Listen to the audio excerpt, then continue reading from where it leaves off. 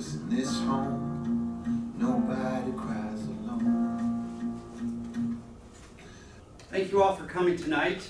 I think we're going to have a good program, starting off with something a little light.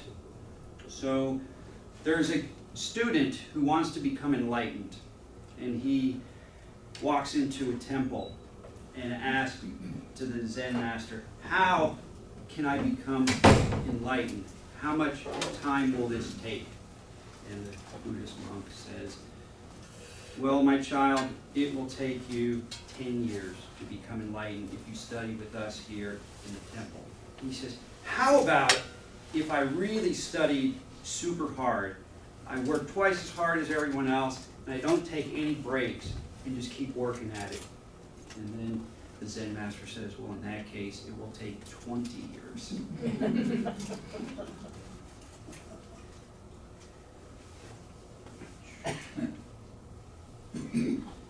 So, we're here today to talk about joy and happiness and how to put suffering aside. And this is a nice quote from John Lennon to start off. It says, when I was 5 years old, my mother always told me that happiness was the key to life. When I went to school, they asked me what I wanted to be when I grow up. And I wrote down happy. And they told me I didn't understand the assignment. And I told them they didn't understand life. And I think that's really important, that in life we forget sometimes that we're here to be happy. That we have challenges every single day. We have work, family, house, car. It just never ends. And we need to take time for ourselves to find happiness and joy. It's just easy to forget. And I certainly have forgotten at times. So today, what we're going to talk about is have a little introduction. And we're going to have two primary parts to tonight's presentation. The first is how to get out of the state of suffering, how to lift that cloud off of us if we're experiencing that. And then we're going to have a little exercise, pair up, and work with each other on that aspect. And then practical stuff to help us find joy. And then we will finish up. So that song, I will have a little handout at the end, but that song was Michael Franti, Nobody Cries Alone. And as a disclaimer, just to start, as the attorney in me comes out, I have no training in mental health issues or the medical profession. If you are thinking about hurting yourself or somebody else, please seek professional help. So I hope everyone here, when they leave tonight, leaves in a happier, more upbeat mode than they were in earlier. I hope that when you leave, you're going to realize that you could return yourself to that state of happiness and joy that you got yourself into tonight through the exercise that we're going to be working at. And through a repeated state of happiness and feeling light, over time that's going to become your norm. And you're not going to have to fight it every day all the time. So there are, again, two main aspects of this presentation. One is how to get out of the state of pain and suffering, and the other is how to find joy. So we all have our ups and downs, and the good times. Yesterday was such an incredible day. Went out for a nice walk around Burke Lake, saw the release of an eagle at Burke Lake, and it was just such an incredible day, and I wish every day could be like yesterday.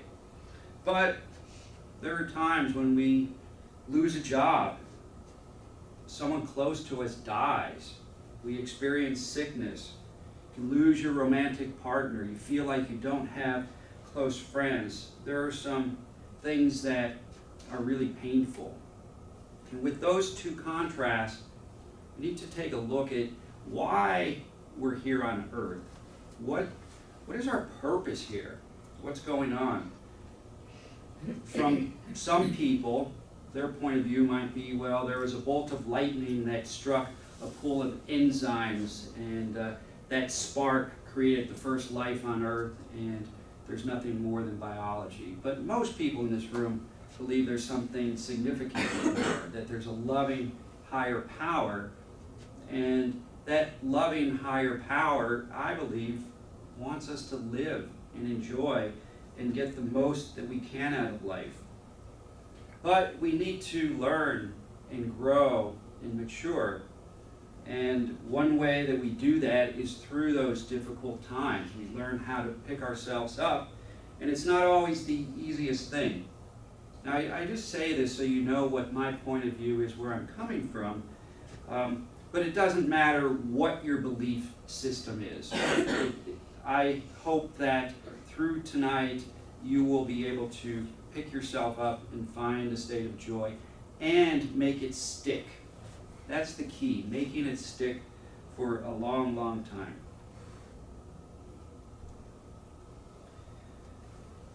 So when we get down or sad, it's often because of lower vibration emotions that we're experiencing. Fear, sadness, depression, anger, resentment, guilt, jealousy, anxiety, stress, shame, grief, apathy. If you're experiencing one of these emotions for an extended period of time, not just a couple days, but something happens to you and you're stuck in this state for weeks or months, it sort of becomes your norm. And that's what you're used to, and it becomes hard to get out of it.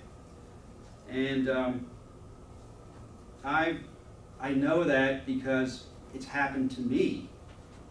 When your energy state, you just get used to this and you wonder how you can get out of it.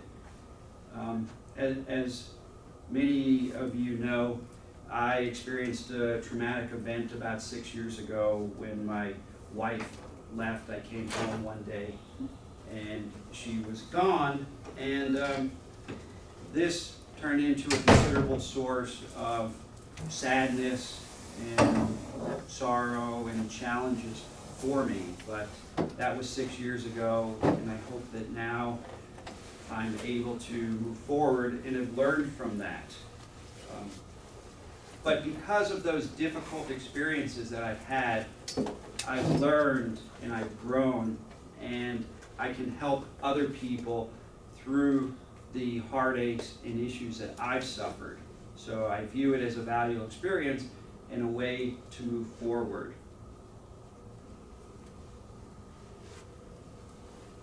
So what is the basis of this technique to lift the cloud off of us? How do we move forward and get out of the past? And I like to manifest, and many people here do. Our minds and words and intent are very possible. Many of us believe that we can manifest a parking spot. We've done it, and it's possible. We know that we can manifest things bigger than a parking spot. So why not use that intent to get us out of the down state that we're in? Almost like it's a choice. And so this technique of clearing yourself and getting you permanently out of the down times that you're in has to do with your belief system and your intent.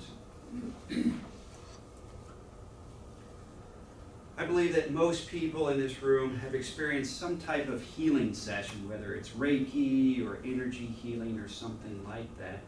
But for the really big things that we've been carrying around for a long time, it's been my experience that healing maybe only lasts 5 days or 7 days, and it takes a lot more than 1 hour, a 1 hour healing session to pick ourselves up and out of these down times that we're in. So if for the super big trauma one healing session may not last forever. So then, Jim, how are you going to tell us to fix this and make it more effective? Well, I believe that with the healing session, with repeated healing sessions, you can change that energy pattern in you. But we all don't have time or money to get healing sessions every month. Maybe we can have exchanges, but if you could find a technique that you could do in 5 minutes on yourself and bring yourself out of that down period, then whenever you're starting to feel down, you could pick yourself up and push it away with your thoughts.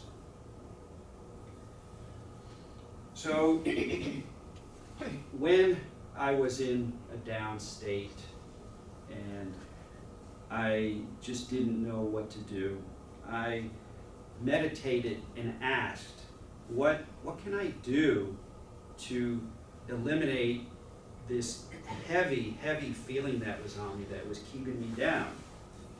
And the first answer that came to me was, Jim, you could do this the easy way or the hard way. I'm like, oh, I like the easy way. And then it came to me that it's really your choice. Do you want pain or do you want joy? So that was like, okay, I got to think about that. You could do it the easy way or the hard way, and you can choose. Do you want pain or do you want joy? So let's say you start to get down. Generally what happened is some sort of triggering event occurred. So I was lonely, I didn't have a romantic partner, and I go walking down the street and I see a couple arm in arm. I'm like, oh God, why am I alone? This is really painful, and this cloud would just come over me and this extreme burden. And so the answer is take a breath, say, I have a choice. I can have this take over my life and go into despair, or I can fight it and choose not to fall into this state. So this is the technique that I've developed. It was given to me, it works to me. So when you're down or you have the feeling start to come over, think to yourself, this is my choice. I right now have the choice of what I'm going to experience, and say, I choose joy. And then I release all lower vibration emotions which are holding me back. Our thoughts are really powerful. I think that, at a healing session, you believe you're going to be healed, and that's such a long way to having the healing work. If you believe that you could choose joy and push away the despair, that's going to work.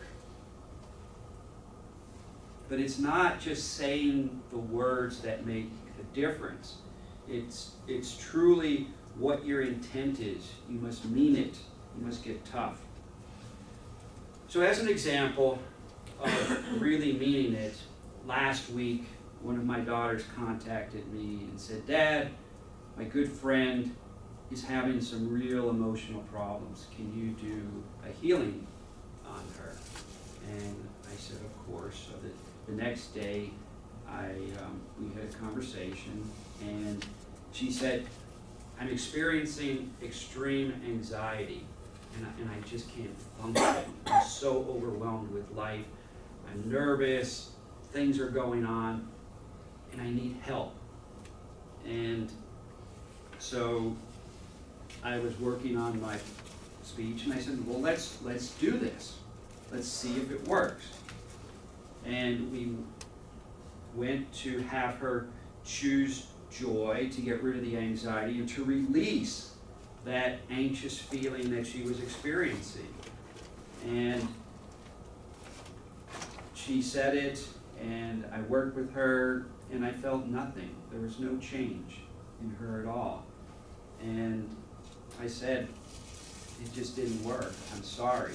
I said, let's rephrase it. And I changed things a little bit, but all of a sudden, through a slight rewording of this technique, her energy totally shifted, and she got herself into a light state and felt that the anxiety had suddenly lifted, and she was just feeling great and light. And she says, Jim, I thought you were a little bit crazy, and I did say the words the first time, but I really didn't mean it. I was just saying it because you told me to. And then the second time, you felt it didn't work, or the first time you felt it didn't work, and you tried to work with me, so it was clear that something wasn't right, and so I said, I'm going to get mad, and I'm going to do this, and I'm going to push this off, and she did it, and it went like that. So you have to believe it and want it, and just almost force it away from you, that heaviness. And it worked. So then I said, let's take out your phone, type in these words, and I said, when you have that feeling of anxiety, she's experienced anxiety in the past, when you have this feeling come over you, just do this exercise. So if she does the exercise as effectively as she did it the second time when we were talking, then it's going to work, and she's going to make that state her norm. One of the things that I'm repeatedly have been asked is, well, my adult child who's in his 20s is suffering from depression, and I want to talk to him, but my son just won't work with me on this energy stuff. Can you do this remotely, Jim? And I've tried many times, and what my experience has been is there's been a remarkable change when I do this energy clearing remotely. It only lasts about 7 days, because it wasn't the intent of the person being healed. They fell back into their old state. So based on experience, a remote clearing, trying to change the mental state of somebody, it does work, but it has a limited effect if the person doesn't change their attitude, their environment, or their intent. So the goal of tonight is to be able to get everybody to clear themselves of this cloud of lower vibration energy. So again, this is my choice. I choose joy. I release all lower vibrations which are holding me back.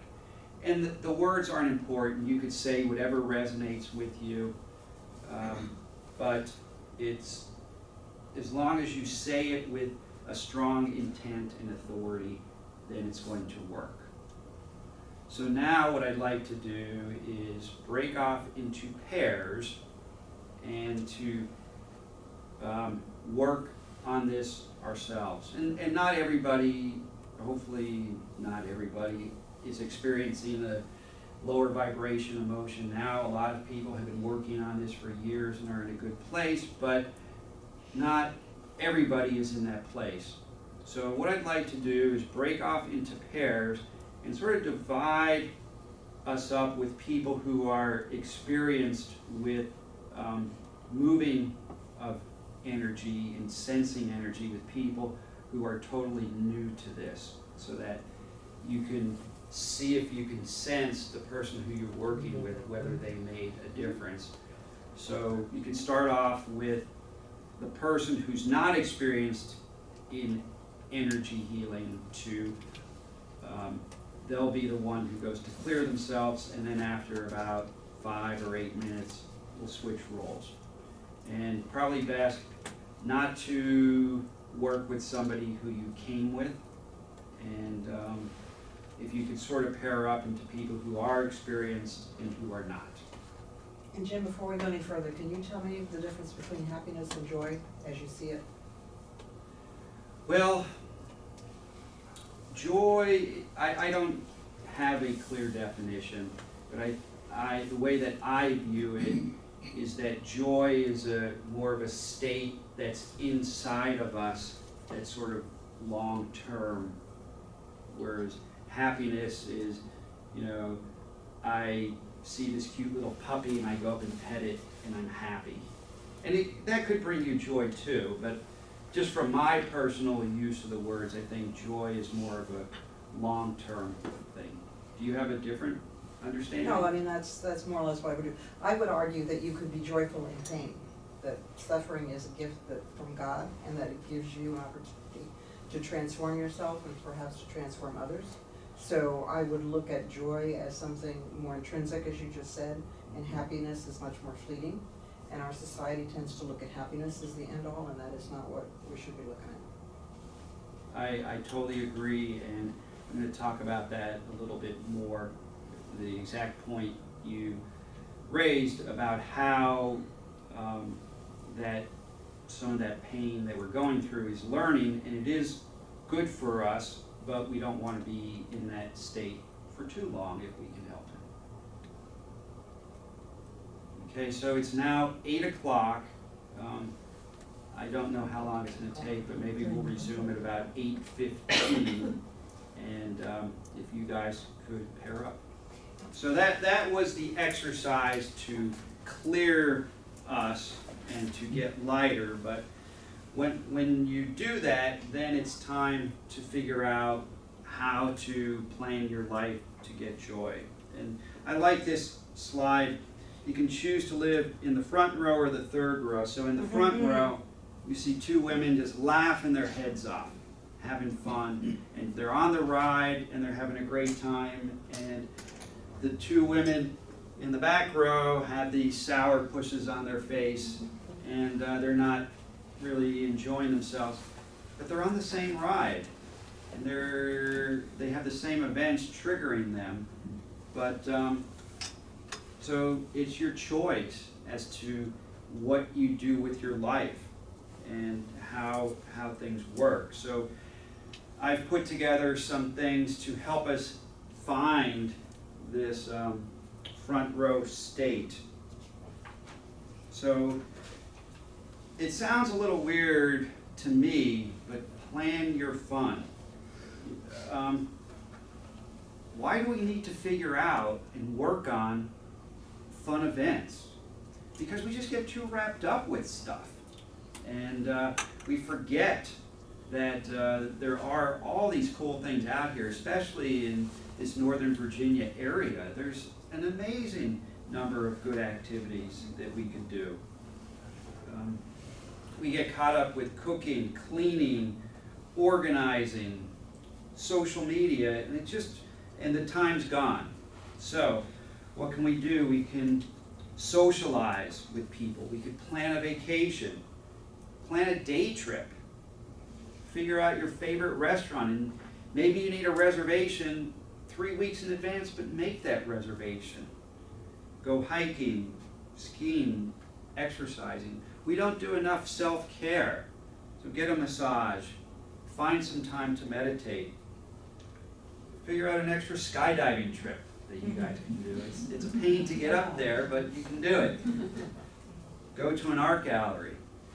A lot of people don't know, but the Lorton Workhouse Art Center, just off of 123, down by the Occoquan, the second Saturday of every month is an open house, and you can walk around and interact with the artists, and they're just, for the most part, amateurs who love to talk to you about what motivates them and why they came up with this painting.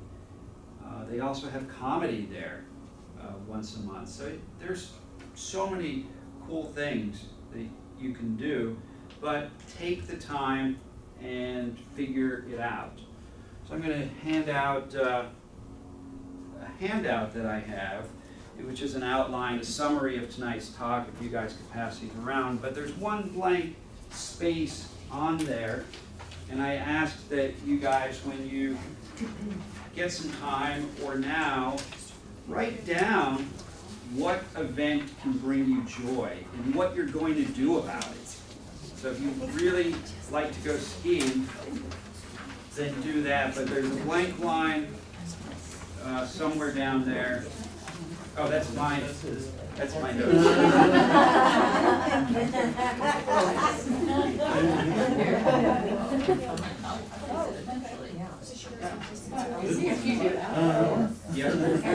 I would posit, Jim, that you don't need to schedule fun, that you should find fun in everything.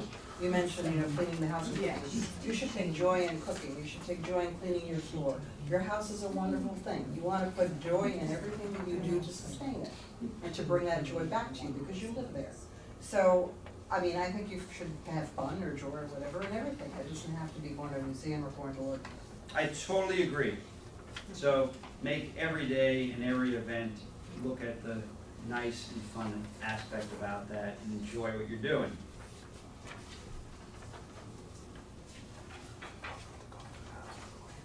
So next point, limit social media.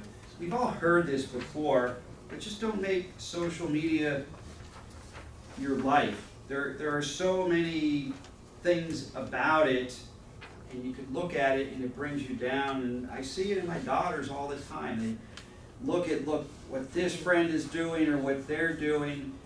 And I did that too until an experience I had with social media.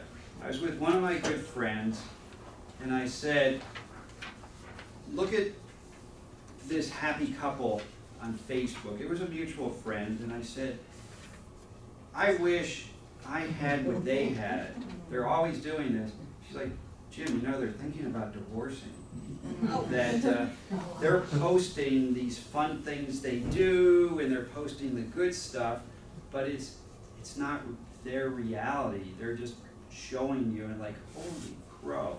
I was wishing I had their life, and when I knew what it was, they were struggling in their marriage and thinking of getting divorced. So social media is a trap. That don't look at other people's lives.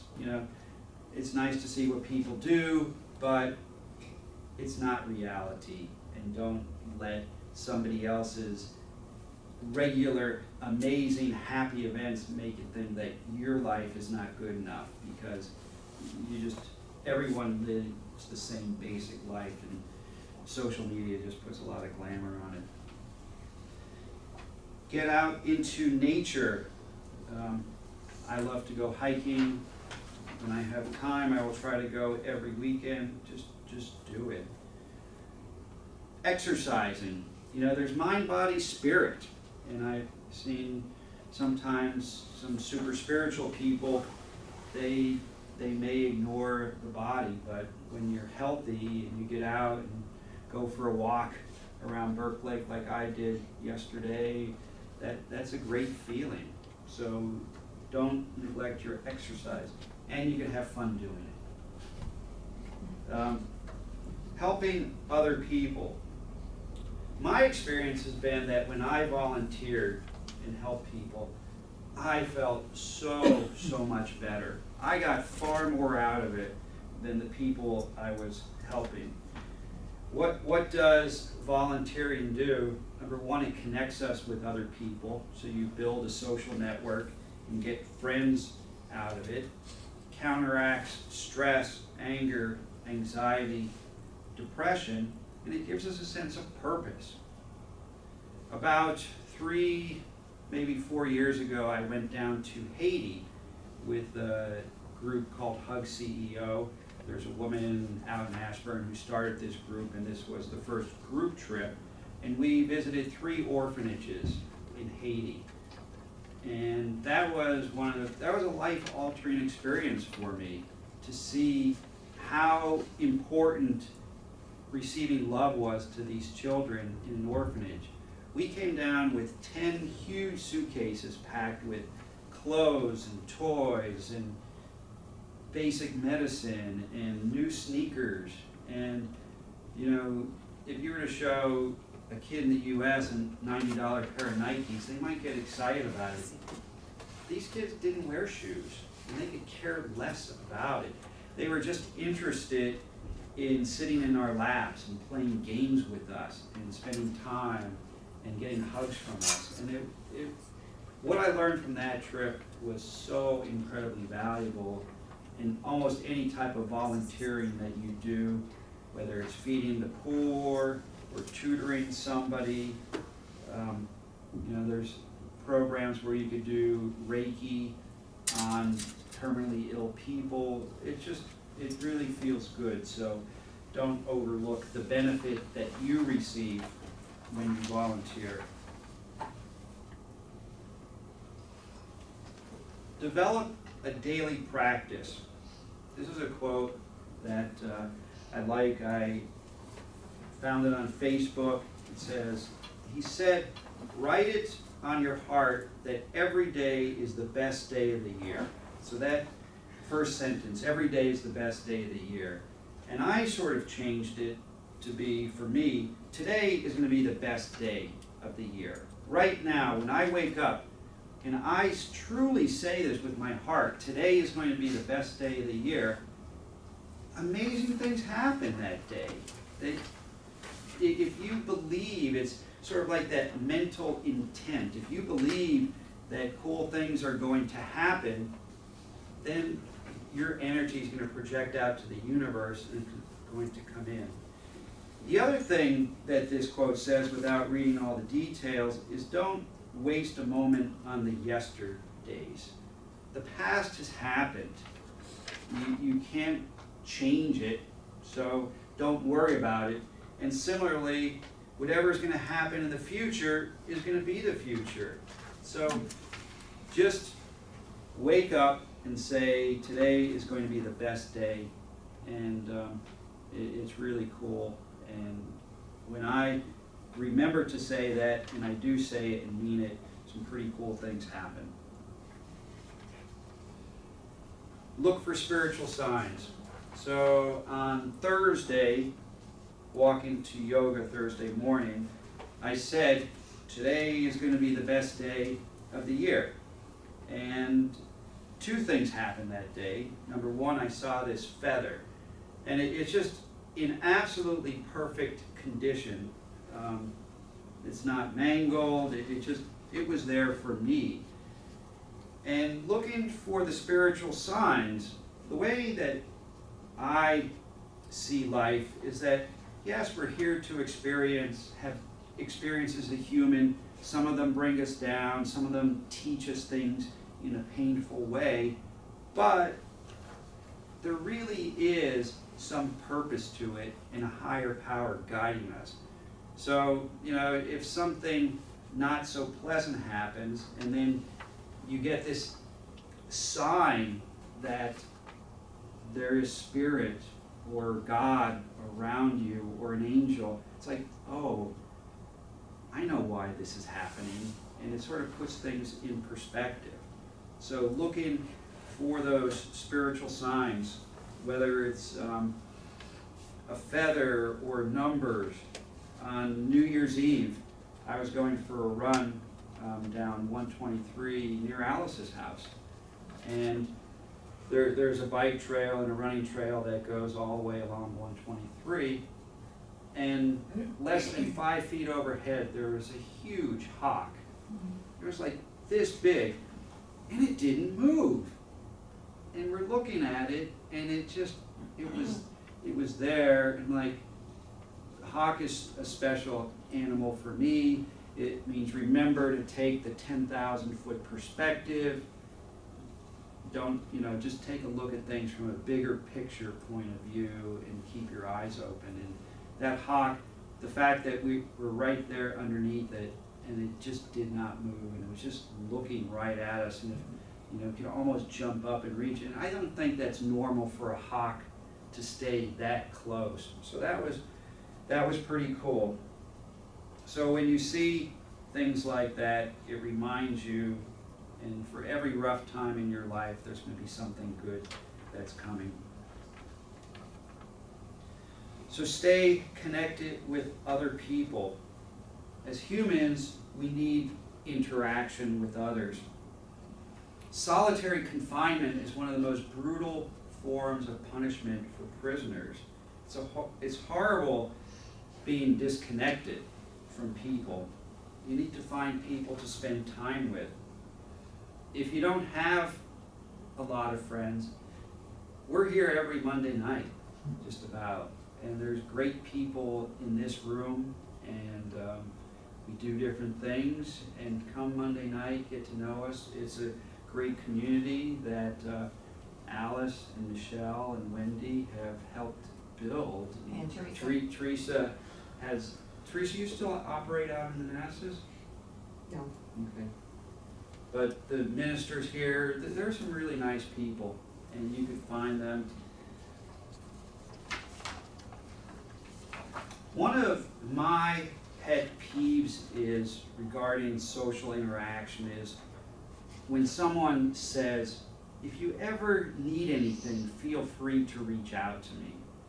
And I remember about 25 years ago when my dad died, and I'm sitting in my mom's house with her, and so many people came to my mom and said, oh, we're sorry, my dad suddenly died at 63. And people kept saying, if you ever need anything, just call. But she didn't feel comfortable reaching out. So instead of saying, you can contact me whenever you want, if you know that someone's having a downtime, reach out to them. Offer to have dinner with them or do something with them. And a lot of times, if somebody's in a down state, they're going to turn you down or they're going to be busy. But that doesn't mean that you reaching out to them didn't positively affect them. They felt that you had an interest in them. So don't give up on them if they say, not tonight, I'm too busy. No. Contact them a couple weeks later or a month later. Keep a little calendar, something, but people need help and need companionship. And if you're in a better state than they are, please reach out to them. So one thing that Teresa, when she said we should live in a, Teresa said some of our experiences are meant to help us learn, but I strongly believe that yes, I totally agree that they're meant to help us learn, but you shouldn't have to need to stay in this down state. I had a healing client this weekend who told me that there were certain things that she didn't want to be healed because she felt that this pain and suffering was really valuable to her. And I was just shocked. I could not comprehend somebody who reached out to me for a healing, said, well, you could heal X, but I want to continue to feel this pain with this emotion because this other person gave me a reading and said that I needed it to grow. Oh. And I don't believe that no matter what technique you use, we're all human and we're all going to experience some down times. So this isn't going to save you 100% of the time, but it will help out. But I don't believe that anybody should have to or want to stay in a state of pain because it will help them in the future. So this technique, it's worked for me. It's worked for a lot of people that I've done healings on. But it takes time, it takes energy, and it's sort of a self-discipline. You have to do it yourself. Yes, you could reach out to me or reach out to other people in the room, but it's something for you, and I hope that you could walk away with something positive from this.